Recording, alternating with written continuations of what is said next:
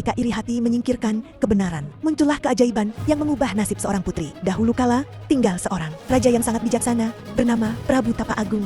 Raja ini mempunyai 2 orang anak yang bernama Purbasari dan Purbararang. Ketika sang raja sudah tua, ia berniat menyerahkan tahta kepada Purbasari karena sifatnya bijak dan berhati mulia. Hal ini membuat Purbararang merasa tidak terima mendengar hal tersebut karena ia merasa lebih pantas menggantikan ayahnya. Purbararang akhirnya ingin mencelakai adiknya dengan menemui seorang nenek sihir. Akibat dari nenek sihir itu, kulit adiknya kini penuh dengan totol-totol berwarna hitam dan tidak pantas menjadi seorang ratu. Raja yang termakan fitnah pun akhirnya mengusir Purbasari ke hutan. Di dalam hutan, Purbasari hidup sederhana. Ia ditemani hewan-hewan hutan yang setia padanya. Suatu hari, datanglah seekor lutung hitam monyet yang aneh. Lutung itu bukanlah lutung biasa, melainkan seorang pangeran sakti bernama Gurun Wangi yang dikutuk menjadi monyet karena kesalahannya di kayangan. Ia dikenal sebagai Lutung Kasarung. Lutung Kasarung dengan tulus membantu Purbasari dengan kesaktiannya. Ia membuat gubuk indah, sawah yang subur, dan makanan berlimpah. Lama-kelamaan, ia jatuh hati pada kebaikan hati Purbasari, meski ia hanya bisa menemani dalam wujud seekor lutung. Pada suatu malam,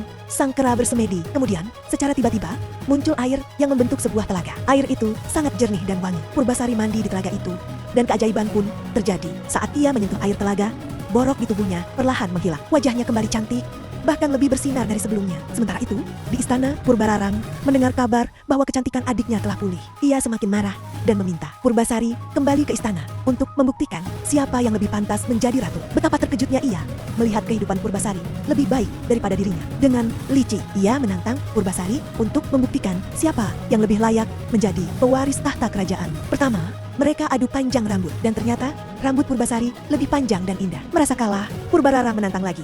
Adu tampan pasangan masing-masing. Purbararang membawa tunangannya, seorang pangeran tampan, sementara Purbasari bingung karena ia tidak punya pasangan. Ia menoleh pada Lutung Kasarung dengan penuh keyakinan.